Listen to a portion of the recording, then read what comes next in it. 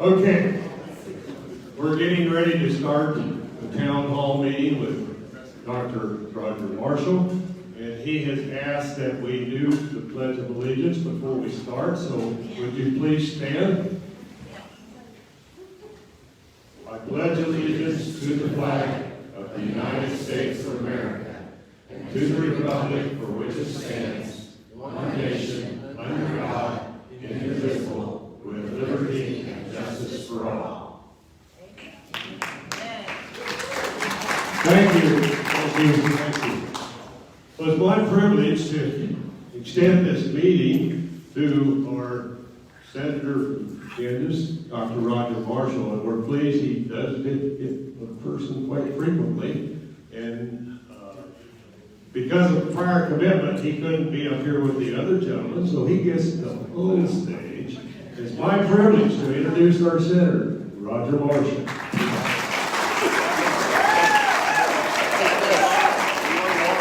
All right. Yeah, well, good morning in person. It's great to be back home. I appreciate KMU helping us borrow this. This is my second time in the facility here. Appreciate the great work that they do, and working on some price issues, which I'm sure I'll hear about in a second. And I want to welcome we're doing Facebook Live as well, and welcome our folks on Facebook Live as well. I'm really here to do more listening than talking. I'm a much better listener than I am a talker. And I'm going to start by asking you all a couple questions. Anybody here drive more than 30 miles to get here today? We got 30 miles. Anybody? 30? How about over 60 miles? Over 45? Okay, so you three get the first question if you want it, okay? So we'll do that. And as you're thinking about your question, I got my question for you all. How many people in the room think it's time to tear down the fence around the Capitol? Trying to gauge my crowd here, what they're doing here. How many people think we have a crisis at the border? Okay. How many people, this is a trick question, how many people think that boys should be playing in girl sports? No. That's kind of what I was guessing as well. You know, I'm getting ready to ask the question here. You know, I know most people wanted to hear me come in today and talk about the royal family and Merkel and Prince Harry and stuff. But I'm going to save that question for last, and I'll try to circle back to it, if you know what I mean. All right. So first question, and you guys can have a comment, a question. I'm all ears. I'll try to repeat the question, or go ahead, sir. Oh, I'm Dan Davidson from Salina. I'm a better talker than a listener. So.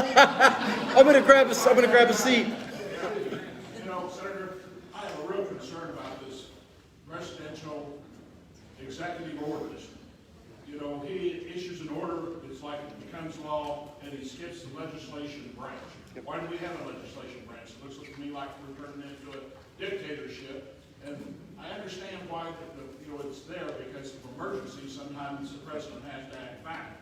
But non-emergency things like the pipeline, why does he have to pass up the legislatures? You know, we elect you to listen to us and carry our wishes, and then he just does what the hell he wants to do. Very frustrating. Yes, sir. So Dan's question, I think everyone can hear, he's got a good voice there, is about the executive orders that the president has done. So that this president, it's probably a multiple of 2 times what anybody has done before him. I think it's a power grab. And I hope America's watching. I hope America realize, with all due respect to our president, he said one thing, but he's doing another. He said he was going to have a moderate platform, but this is part of an extreme agenda. I'm going to call it power grab.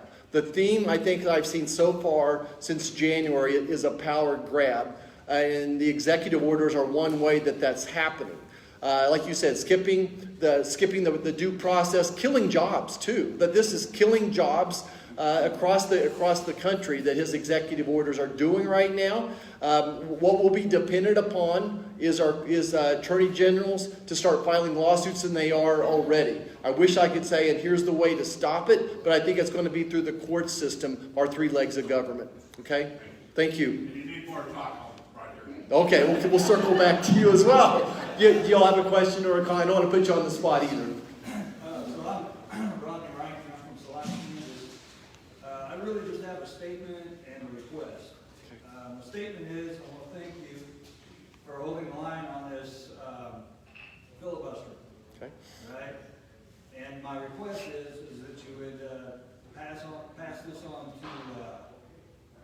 the two Democrats, I believe it's, Joe Manchin and Kristen. yes. Yep. And personally thank them for me for holding that line.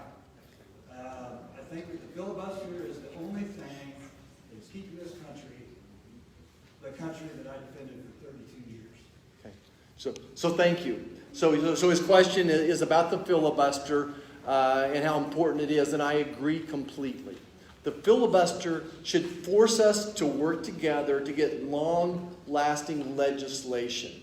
It forces the majority party to work with the minority. So what we're going to see right now is we passed tax regulation cuts 3 years ago on a partisan basis, and now the Democrats are going to undo it on a partisan basis. So you're sitting there trying to run a business, plan a business, and if tax laws keep planning, it's really hard to plan your estate or to run a business, or try to save for college, for that matter, for your kids. So I agree completely with you, and it's part of the power grab. This is the biggest power grab of all, is getting rid of the filibuster. If we get rid of the filibuster, then they can do all sorts of things, including changing our voting rights. They can make Washington, D.C. a state. They can make Puerto Rico a state. This would put Democrats in power forever. It turns us into a one-party system for all practical purposes. Getting rid of the filibuster, in my opinion, would turn this country into a one-party system as well. So, anybody else who's got a question or a comment? Yes, I ma'am. have a question about farmers, Okay. about the law that was just passed. It was very racial. The money that was given to a farmer, but if you're white, you don't get that money. Right. Comments? Well, so our question is about the last CARES Act, some funding for farmers. So let me explain exactly what they did. And again, this is partisan legislation. Not one Republican voted for it. A person of color, any type of agricultural loan, was forgiven 120%. Not 100%, 120%. So they gave a farmer, a person of color, 120% of their loans, and then they didn't even have to pay off the loan with it. They could just keep it if they wanted to. So this is reparations, okay? So again, don't watch what they say, watch what they do. And it's going to get worse, but this was the first part of reparations. I'm open for a follow-up. So was it part of it going, I understood a couple of different things. Like part of it was ran through FSA office, that's how they got that money. And then also part of it was to pay their taxes. Is that? So the 120%, the 20 is to pay the taxes on Yes. the money. Yeah. Okay, so the government gave them, rather than just 100%, they gave them 120% to pay their taxes. And I assume it'll go through FSA, but I'm not sure. But the money, the legislation is appropriated by Congress, and FSA is just the messenger. How do farmers respond to that? What? By voting. Yeah, I think that, elections have consequences, but policies have consequences as well. And again, what President Biden promised us was a down-the-middle, moderate policy, but this is a very extreme, radical agenda that's coming down the pipe, it looks like to me. So I really expect the House to be flipped back to Republicans in 2 years from now. The Senate is going to be tough, but I think it's possible. I think that the policies have consequences as well. I think that America is still a center-right nation, and that these issues, whether it's the issue of life or whether it's transgender issues, election laws, I think that America does not want extremism, and that's what's being thrown at us. So we respond by voting. Yes, sir. What are the federal laws on the interstate sales of natural gas in relation to price fixing? Everybody in here is going to get a utility bill that they're going to eventually be surprised about. Yeah, I think many people are surprised already, and certainly this and the unemployment issue, unemployment dollars coming from the state, the number 1 and 2 things that we're hearing about specific to Kansas. So it's governed by FERC, the Federal Energy Regulatory Commission. We led a letter within days after this all happened saying, look into this. And of course, they move very, very slow. So it would be through FERC. We've also tried to find some appropriated dollars. Some of the CARES funding that's already been sent out is to let communities try to reuse those in different ways, including this as well, and increase funding for people that have that problem right now. And just would encourage you that when you get your bill, every one of you is going to be unhappy, that you could reach out to our office. There's 2 ways to do it. On the cards in front of you, you could call the office Monday and kind of tell us your story. Wait till you get your bill. And, take a snapshot of it and send it to us. Go ahead. Just for an example, I'm on the Person College board, and their gas bill normally runs $8,000, and it's going to be over $100,000. So, they can't buy through Kansas Gas Service because apparently they buy a little too much. So I didn't even realize that they were buying it from some other utility, but that's what they're faced with. And so apparently they need to contact your office. I think that would be a piece of the puzzle, and I think to contact state legislatures, because I think the state of Kansas is doing things as well, and maybe I saw Stephen Johnson was here, that the state's doing some things as well. Stephen, you want to just to kind of tell what you guys are doing? I don't want to put you on the spot. They heard from us before. Okay. All right. Okay. Good enough though. But I think everyone is going to get. I'm hearing multiples of 5 and 10 times usual, and for the life of me, I can't figure out who made all the money on this, and so I'm trying to follow the money. Yes, sir. I would just say for the residents of the city of Mayor. McPherson, you will get a $15 extra charge, which isn't that much for 6 months.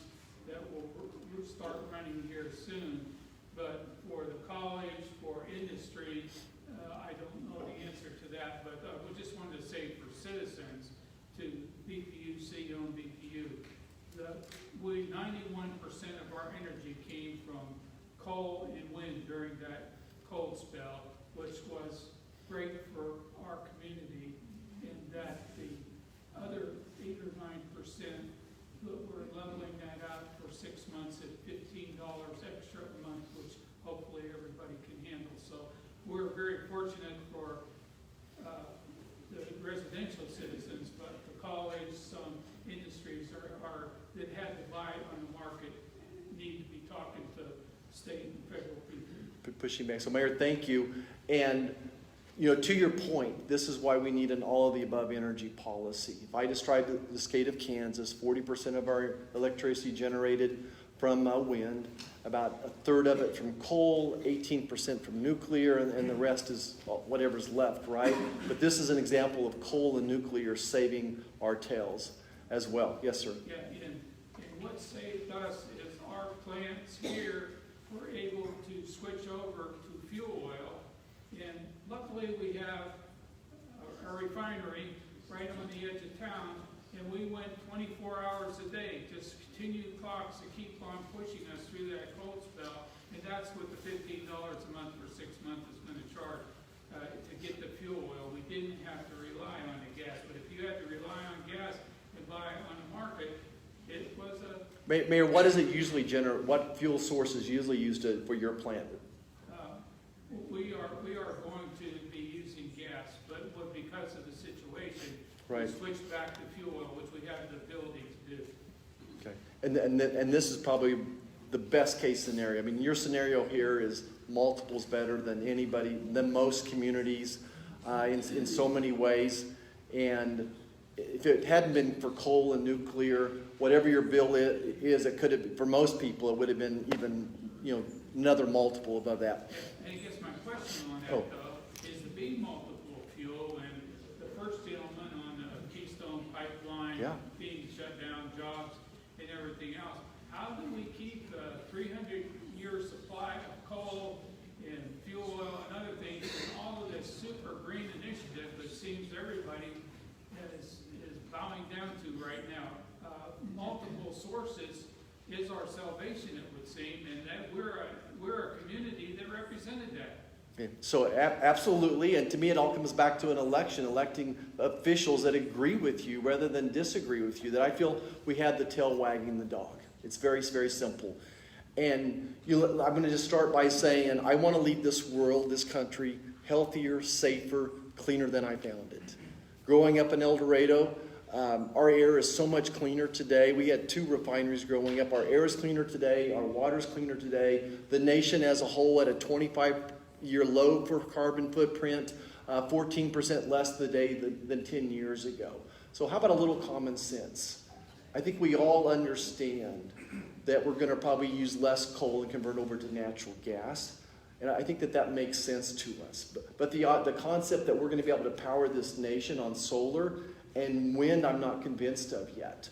And what frustrates me is people say follow the science, but I don't think we know the science yet. No one's talking about the carbon footprint of making an electric car battery. No one's talking about what do we do with the batteries when they're done. What's that what's that environmental footprint look like as well?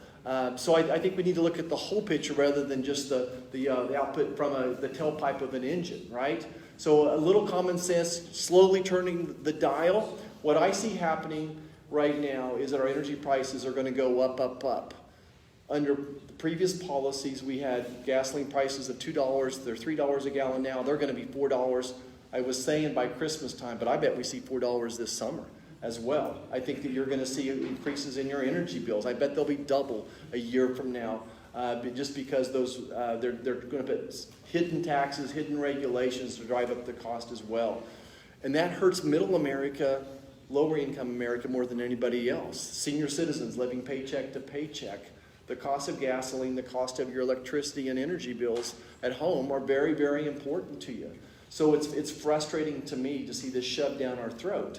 You know, specifically right now in front of us, President Biden's infrastructure bill. It's not an infrastructure bill, it's a grab your wallet bill. Okay? Only about 6% of it is going to be used for roads and bridges. So there's $110 billion in a $2 trillion bill, $110 billion for road and bridges, but $170 billion for electric car chargers. So almost 70% more to build electric car electric car battery chargers than compared to roads and bridges as well. So that's where this legislation is going. And then additionally, it's going to raise your taxes as well, and I think hurt the economy. So that's what we have, is that this is not the moderate policy that President Biden told the people when he was running. Instead, it's part of this radical extreme agenda that we're seeing that's going to drive the cost of living up for hardworking Americans. So I think there's a common sense approach to all of this, and then that's the direction we should keep going. Let's go to the back, and we'll come up here. Okay. Question I have is, how do you feel like there'll ever be another fair election? I know you said about the common sense. There's no common sense Yes, sir. anymore. How do you feel about getting just like even hold people at the voting places accountable, whether military steps in or what? How do we feel like there could ever be another fair election? Because we pretty much know how this one went, and nobody wanted to really see it. Right. So I feel very good about Kansas. I think we had a safe, a fair election process here. And really what we need is other states to come up to our standards. And I don't think anyone thinks that our standards are radical at all. The U.S. Constitution clearly states that the federal election should be ran and overseen by the state legislature. Okay? So the state legislature, if they want an ID, a voter ID, then Kansas can have it right now. But you have to realize what Speaker Pelosi's #1 bill, H.R. #1, is to get rid of voter ID and then to legalize and promote ballot harvesting. Her law would even keep Kansas. So it would be a federal law telling Kansas that we cannot have voter ID. But I think 80 or 90% of Americans want voter ID. Okay. And then let's talk about ballot harvesting. This is a concept that I had no idea people were out there cooking up these schemes, what ballot harvesting is. So if a state is sending out unsolicited absentee ballots, so if every person in Kansas got an absentee ballot, whether you were going to use it or not, you didn't have to show an ID or anything. So that ballot is going to go out to people that have died, people that have moved out of state. So the Democrats will be paying operatives to go out and collect those unused ballots. And to go into a nursing home or to go into retirement homes and collect mass numbers of them and fill them out for them. You know, I'm sure that they're saying, here, please fill it out and I'll take it in for you, right? So that whole process is flawed. The whole process is flawed. So this law promotes ballot harvesting and legalizes it for every state as well. And then finally, here's the big kicker, something nobody's going to like about her legislation, H.R. 1, her top priority. It's going to use federal dollars to match campaign dollars. So if somebody gave Nancy Pelosi $1, the federal government would give her $6. And I know you want more political ads, attack ads come election time, right? Using your tax dollars to, and it works both ways. If someone gave me $1, the federal government would give me $6 as well. But I don't think that's the way the election should work. She wants to go just the opposite direction from what you're describing. So I think Kansas has a good plan. I think the Georgia plan did exactly what Americans wanted to do. They required a voter ID, and they're getting rid of ballot harvesting. I think that so it improves integrity and improves the value of your vote. I think what ballot harvesting does is dilute the value of your vote. You know, it said if someone's out there collecting 20 ballots, and you make the effort to go vote at the booth, and someone else is out there finds 20, it dilutes the value of your ballot. I want to go ahead. Do you think the Senate's going to get the pork out of that $1.9 trillion bill? His question is, do I think the Senate will get the pork out of the bill? I don't. I think that this will be done on pretty much on partisan lines again through budget reconciliation. So there's only only one way the Senate can pass something without 60 votes, unless we get rid of the filibuster, is through budget reconciliation. So that's how they just passed the previous $2 trillion is on a partisan basis through budget reconciliation. They'll pass another budget and jam this down our throats as well. There's been no effort by the White House or the Democrats to ask for our input on anything so far. When the Republicans went, we had to beg to go talk to the president. The 10 senators went. He listened politely, but all of his staff members behind him continuously shook their head, no, there's nothing to bargain about. So he'll shove it down our throat one way or the other. What about the back in the Supreme Court? We hear about there's going to be a group of people, Democrat and Republican, that are going to be involved in some kind of a committee to study that. Do you see that coming along too? They will take it to the edge as far as they can.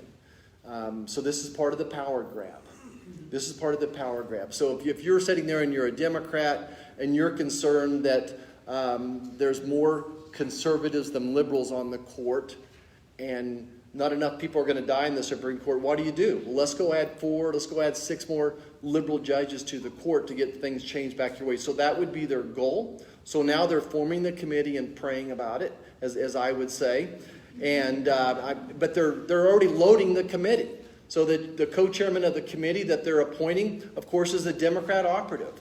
And it'll be, whatever ratio it'll be, I bet it'll be like 6 to 2. They'll have 6 Democrats and 2 Republicans on this committee to study it. They've already read the report written. I mean, I'm being facetious here. I assume they have the report written.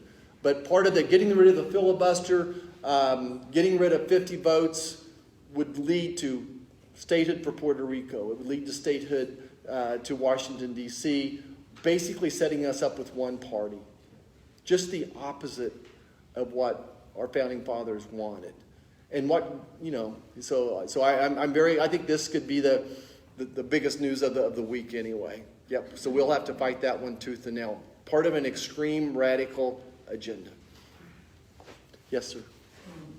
I'm Paul Penner, we live here close to Mac, and the things that frustrate me are alluded to already, but some like packing the Supreme Court and the Second Amendment, like what's not to understand about shall not be infringed, and so it seems like they can violate the Constitution with impunity and nothing happens. So I was wondering if there's any levers you could be pulled to counteract that, somewhat to the court, I guess, through organizations like ACLJ,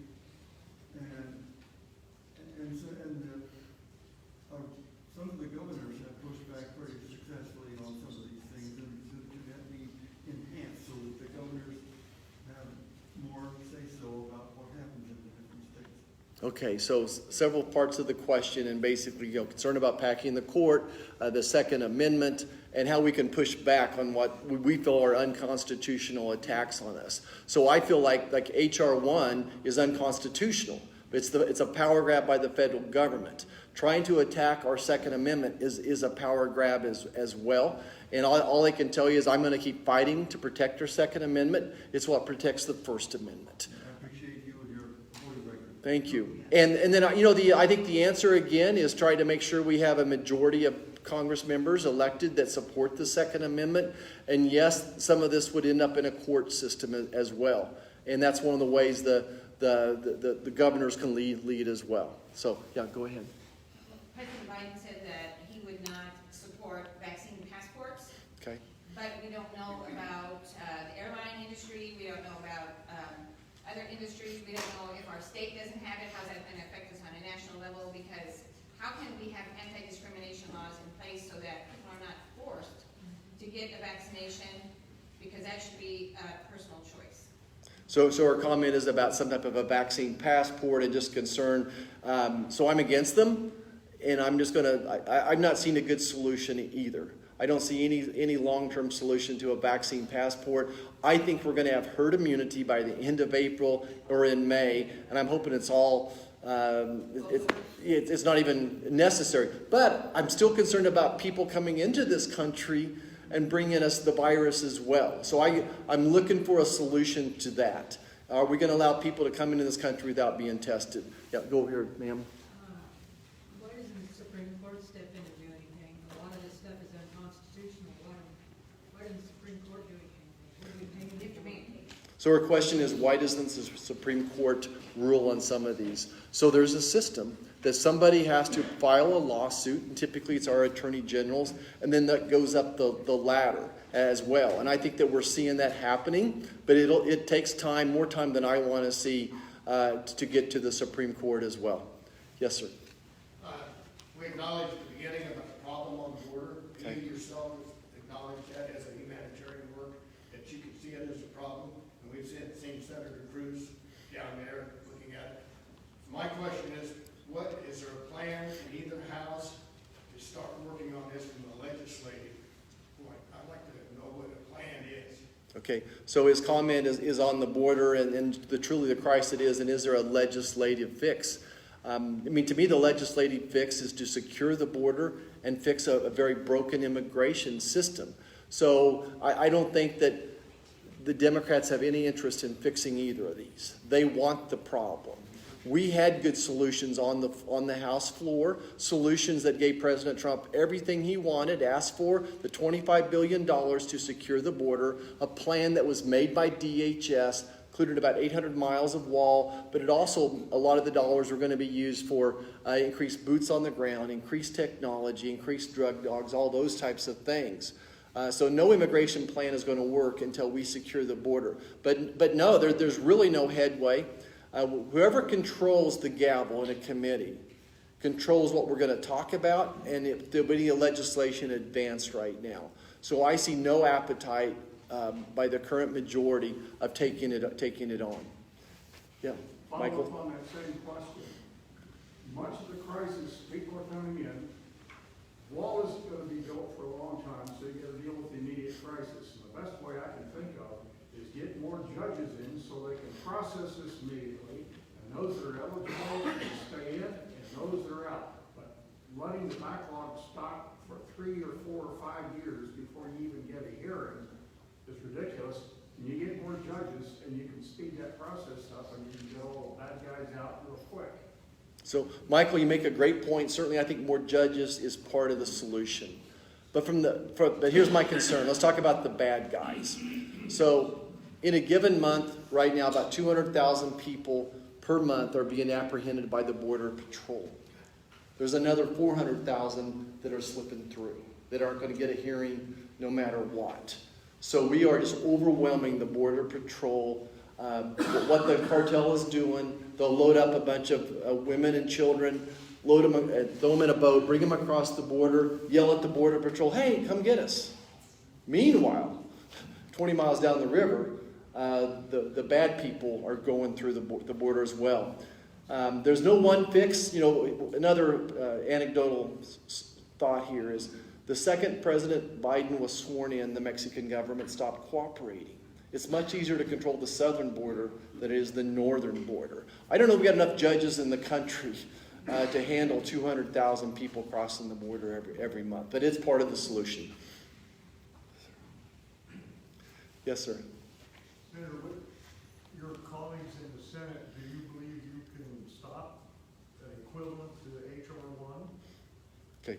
So his question is, do you think we can stop H.R. 1? As long as we have the filibuster, we'll be able to stop it. There are not 60 votes to let it go forward, and they cannot put it on a budget reconciliation bill. So the budget reconciliation bill has to have something to do with the budget. So I don't see any way that they could get an H.R. 1 into budget reconciliation. So as long as Joe Manchin stays steady and Kristen stays steady, we'll be okay with it. Yes, sir. Yeah, Senator Tom Keiser. I've been hearing bits and pieces from the federal level as this COVID dollars goes into the state level, that the federal level is trying to control as far as the taxation that the states can do as far as increasing or reducing the tax base. And if you want to talk about a takeover, that is an absolute takeover from what I can see. If they're going to eliminate a state from tax incentives or whatever they want to do with this funding. You want to talk about that? Sure. So his question is putting limitations on all the COVID funding going to the state level. And how much can the federal government dictate or not dictate? And I just kind of feel like, we're the dog chasing our tail right now. So, just to back up, the last CARES funding, they took $400 million that proportionally should have came to Kansas and sent it to a blue state. So California and New York got disproportionately more than we did. And our share should have been $400 million more. So states that shut their economy down were rewarded for shutting it down, versus Kansas was punished for our low employment rate. So that's the first part that bothers you. So once you give people money, then how do you go back and manage it? So we gave New York so much money, now they're going to start giving money to illegal immigrants. So when you're sitting there at the federal level, your congressman, your senator, and you're saying, oh, wait a second, the people of Kansas are already upset we gave $400 million more than we should have, and now we're seeing New York give it to illegal immigrants. And we see Seattle going to give people, $1,000 a month or something like that on top of it. So you want me to manage your tax dollars frugally, but I agree with you, too, that I don't want to micromanage the state. So I don't got a perfect solution. And in general, I would side on this side of not micromanaging a state what to do with it. But I don't see a perfect solution out there. Is it true that the Treasury Department or at the federal level, that they may have the capacity to pull some of that funding back if the state doesn't fall into the line? So your question is, can the Treasury pull it back if the states don't do the right thing? And I would suppose the answer is yes, they could. But would they? I don't know. And it almost becomes more of a political-driven answer than the law, because I bet the laws that we wrote for that appropriation are vague enough that the Treasurer can do some mojo with it. Okay. Yes, sir. What are your views on this QAnon phenomenon? Okay. What are my views on the QAnon phenomenon? I'm not sure who they are. I think what I'm in favor of is I think everyone should have their voice heard, but I'm against any type of violence that we are a nation of law and order. And if they're an extreme group that promotes white supremacism, then I'm against that. I'm in favor of everybody having an abundance of equality of opportunity. I think that no one was promised happiness, but everyone was promised the pursuit of happiness. But if they're a violent organization, I'm against them. And I think it's hard to describe who exactly they are, and they are not. But I think that we better keep an eye on them. And if they're responsible for violence, I'm against violence. Thank you. You bet. Yes, ma'am. Do you see, like I'm seeing, I'm on the bottom, very bottom, but I'm seeing a huge influx of illegal immigrants coming to Kansas because we have, last time I checked, 6 sanctuary counties. We don't have cities, we have counties. And they're sending busloads of homeless and immigrants to the state of Kansas, I heard it from a reliable source, and in Hutchinson alone, we were seeing, there's a commune of homeless that lives in an area behind Walmart. We're seeing a lot more of that because the cities from Dallas, LA, wherever, are giving the homeless bus tickets to go to rural areas.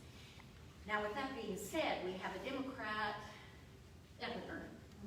We have 4 last time I looked, Democrat Supreme Court justices in our state, 1 nonpartisan, 1 Republican. How soon is the total flip going to go? We're in trouble. Okay. So again, several questions in there to try to repeat them. Question about sanctuary counties in the state of Kansas as well. You know, I think the label of sanctuary county depends on who applies it. But I think if you went to those counties and asked them, I bet they would say, no, we're not a sanctuary county. And so where do you draw the line to say it is or isn't? But as far as I know, there's no cities or counties in the state of Kansas that would claim to be a sanctuary county. But this really goes back, you know, the horse is out of the barn. The horse is out of the barn when they come across the border. We have to secure the border. Again, I just don't have enough judges. I don't have enough law enforcement officers in the state of Kansas to handle the volume you're talking about. I believe in securing the border. I believe in legal, merit-based immigration. And it's just that simple. Otherwise, we're just chasing our tail. Did I miss any of it? Okay. Thank you. All right. Let's go in the very back, and then we can get you to. What's the problem with the Department of Justice? We're not hearing anything about Biden connections to the Ukraine or China, election fraud, or certain congressmen who have proven relationships with Chinese Communist Party. What's going on in the Department of Justice? So his question is, what's going on with the Department of Justice, and frustrated that some of these investigations aren't coming to a head. I'm just as frustrated as you are. I'm not sure why the wheels of justice take so long. I don't have a good answer for you. One of my frustrations, what can I do, though? We can investigate issues in Congress, just about any issue. We can find a reason to hold a hearing and investigate it. And again, the chairman of that committee gets to decide what we're going to talk about, what hearing we're going to have to investigate some of the issues you're talking about. So now we've lost control of the gavel, and we can't do that anymore. I'm a little frustrated that before I was in the Senate, I think they kind of burned some daylight and didn't move fast enough. Yes, sir. Yes. Yeah, as I look around the room, I look at the demographics of the room, and I can't figure out where are the younger voters at. Is it like this everywhere you go?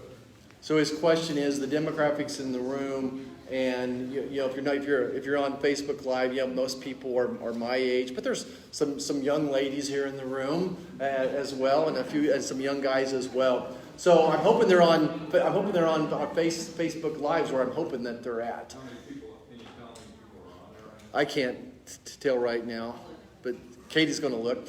But people will see this. We may have 200 now, but I bet 2,000 people will look at it in the next week or so. That's typically what we'll see as well. A little over 100. So there's over 100 people on it right now.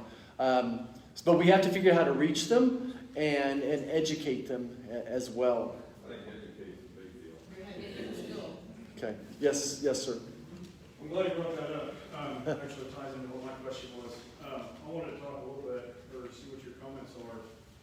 As a somewhat younger voter, there's a lot of career politicians that have been in office since before I could vote. Yep. So when we talk about, what do we do to change or to regain the lack of common sense? And the comment was made, vote in those whose values align with our own. As a relatively younger voter, I see career politicians that have been in there for 15 and 20 years that I didn't vote for, that I have no control over. When we see the House and the Senate passing legislation, how do we as a younger voter, how do we combat that? What's your comments on term limits and career politicians? So his question is about term limits and career politicians. So within the first week of getting to the House, I signed on to term limits, that I would support voting for term limits. But we cannot have a term limit in Kansas, but not a term limit in California. Because certainly the longer you're in Congress, the more power you have, and the ultimate power is to be a committee chairman, which is typically based upon seniority as well. So I'm very much in favor of it. I just don't see it happening. And then the career politician or not, that's why we have elections. I think that we are seeing a trend towards non-career politicians. The Republican senators that came in with me, a football coach, another young lady that's an agriculture rancher up in Wyoming as well. So I think that you're going to see the person from Tennessee was an ambassador to Japan for 4 years under President Trump, but really was a business person. So I think that the voters are voting with their feet, that seems to be the trend. Yes, ma'am. Senator Cheryl Steven, thank you for being here. It is special to have you. Thank you. I want to thank you for taking care of all your constituents. My sister lives on Social Security, doesn't file income tax. She didn't get her stimulus. She called your office, and it's processing, and I'm sure she probably got it Friday. But I want to thank you for taking care of all your constituents. Okay. So thank you so much. Thank you for thanking me I got great staff working on constituent issues. And I suppose we work on hundreds of people's issues every week.